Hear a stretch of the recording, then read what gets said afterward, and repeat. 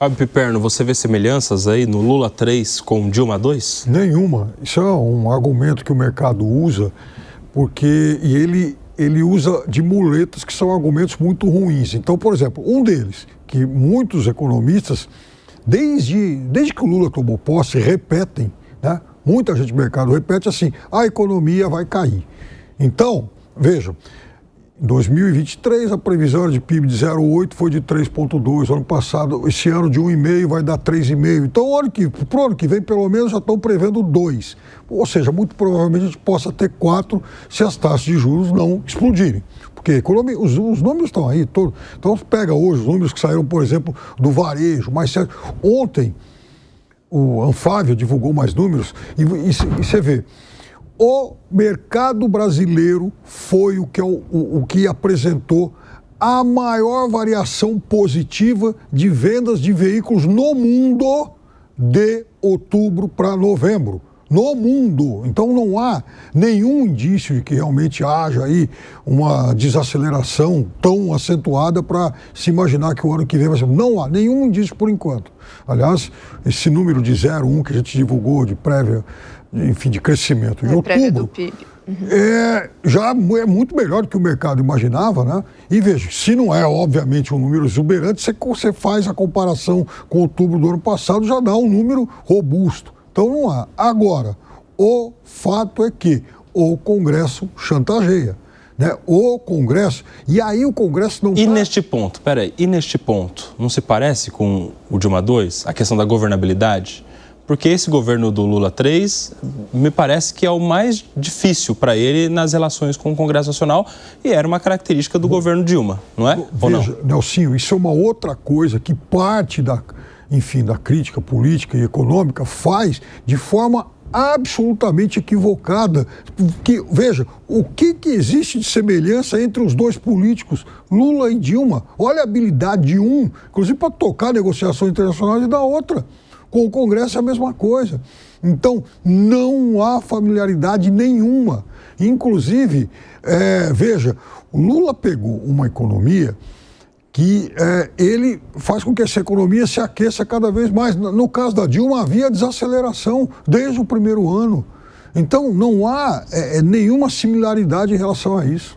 Não há, senhor Alan Gani? A todas as semelhanças. Inclusive, eu fui um dos primeiros economistas a puxar esta fila, tem isso registrado em artigo. Falo isso com muito orgulho, agora virou moda, está todo mundo imitando e falando que lembra muito o governo Dilma. Mas lembra sim, inclusive até no aspecto da atividade econômica, crescendo, surpreendendo, crescendo próximo de 3%, o desemprego na sua mínima histórica, assim como no governo Dilma, próximo de 6%, mas a piora do lado fiscal. O crescimento econômico ele é induzido de uma maneira artificial pelo impulso fiscal. Gastos públicos, crédito subsidiado, uma série de isenções, Piperno, e que isso provoca um crescimento do consumo, do investimento também, a custas de uma piora fiscal. Assim como ocorreu durante o governo Dilma. Com uma diferença, Koba, a situação fiscal naquela época era bem melhor. Havia ainda, até pelo menos 2014, superávit primário das contas públicas e o endividamento público rodava na casa de 60%.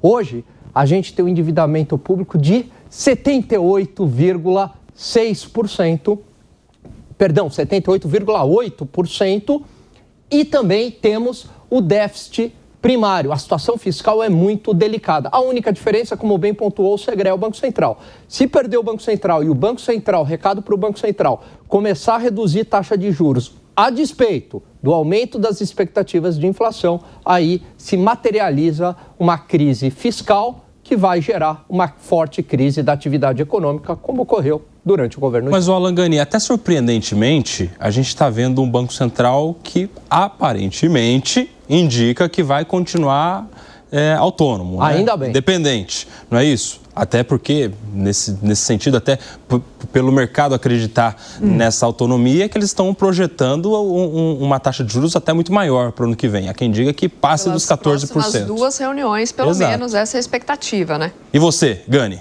Olha, tudo vai depender de como que o Banco Central vai reagir. Por enquanto, a reação é bastante positiva, inclusive já contratou 2 aumentos de 1 ponto percentual, um remédio amargo, porém necessário. Por quê? Porque como o governo não faz a lição de casa do ponto de vista fiscal, o Banco Central tem que ligar a turbina do avião em dobro, né? Ele tem que fazer um trabalho ainda maior do lado monetário, subindo ainda mais a taxa de juros para controlar o descontrole fiscal. O Banco Central faz um bom trabalho. Agora, se ceder a pressões políticas, aí acabou. Fábio Piperno é contra a tese do remédio amargo. É isso, Piperno? Ele estava se contorcendo ali ao lado do Eu fico imaginando o seguinte, mini AVC. Em 2022, o economista Felipe Salto foi eleito o melhor economista do país lá pela ordem dos economistas e tal, ganhou os prêmios aí e tal. Foi secretário da Fazenda de Rodrigo Garcia, aqui em São Paulo. Ou seja, não era exatamente alguém, um marxista, discípulo de Rosa Luxemburgo, por exemplo.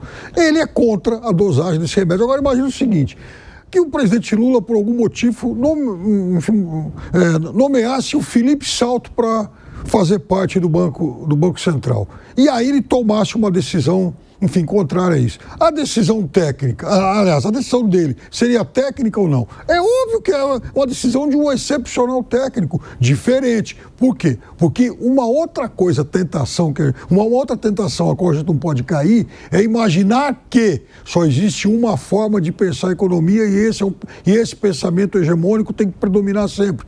E aí eu faço um outro questionamento. Por exemplo, a CNI, o Conselho, a indústria. A indústria também não faz parte do mercado. Por que a indústria não é ouvida? Por que a indústria só paga a conta? Eu acho até que muito... Mas nesse conselhão aí, no conselhão do governo, há muitos representantes da indústria, não há? Então, mas aí que está o negócio. Por que o Banco Central ouve os 100 e poucos caras da Faria Lima e não ouve a indústria? Olha só, Koba, durante o governo Dilma, essa fórmula defendida pelo Piperno, vamos reduzir a taxa de juros, afinal de contas, não vai gerar inflação. Inclusive, muito economista de mercado tinha essa dúvida, talvez se reduzir a taxa básica de juros no Brasil não gere a inflação. Muito bem. Você não falou que devia reduzir, que... Bom, se o Fábio Piperno fosse diretor, iria reduzir. Você falou, tá gravado.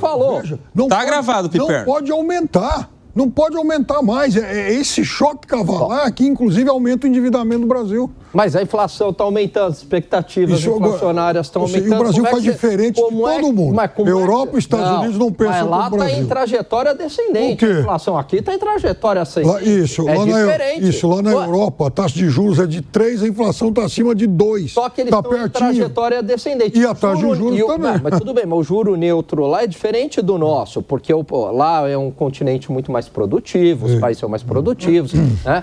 A nossa situação aqui fiscal, dada a nossa realidade, é mais problemática. Aí lá no governo Dilma, o que fizeram?